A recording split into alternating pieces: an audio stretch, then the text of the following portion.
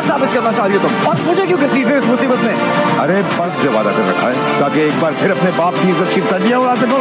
इनकार का नुकसान एक बार पहले उठा चुका हूँ, दोबारा वो वाली हिमाकत नहीं करना चाहता। तो मेरी शादी उस्मान से कैसे कर सकते हैं? मुझ पे इतना बड़ा जुल्म कैसे कर सकते हैं? सब जानने के बावजूद तुमसे शादी करने के तैयार है।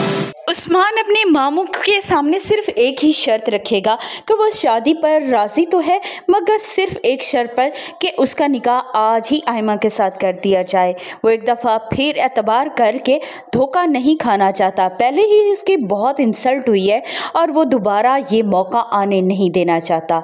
महमूद साहब को भी उस्मान की बात पर यकीन होगा कि उस्मान जो कह रहा है वो ठीक कह रहा है, और कहीं आयमा ने भी कुछ ऐसा वैसा कर दिया तो वो तो ज़माने भर में मुंह दिखाने के काबिल नहीं रहेंगे। इसीलिए वो भी उस्मान और उसका निकाह 1 घंटे में करने पर तैयार हो जाएंगे। जब आयमा को इस बात की खबर होगी तो आयमा चिल्लाएगी, रोएगी, तड़पेगी, मगर कोई भी उसकी बात सुनने वाला नहीं होगा। उल्टा महमूद साहब उससे गुस्से में कहेंगे कि क्या उसने भी किसी से वादा कर रखा है और वो भी उनके मुंह पर कालक मलना चाहती है और यहाँ से भागना चाहती है। तब आयमा को ना चाहते हुए भी यहाँ पर चुप होना पड़ेगा, सिर्फ़ और सिर्फ अपनी माँ की खातिर। उस्मान के साथ उसका निकाह कर दिया जाएगा। उस्मान के साथ निकाह करने के बाद उसके वालिद इत्मीनान से बैठे होंगे कि आखिरकार उन्होंने अपनी एक बेटी इज़्ज़त के साथ ब्याह दी। मगर वो ये नहीं जानते कि बेटी तो उन्होंने ब्याह दी है, मगर जिस शख्स के हाथ उन्होंने बेटी दी है, क्या वो इंसान भी है? क्या वो आयमा को वो खुशियाँ भी दे सकता है जो कि उसका नसीब हैं?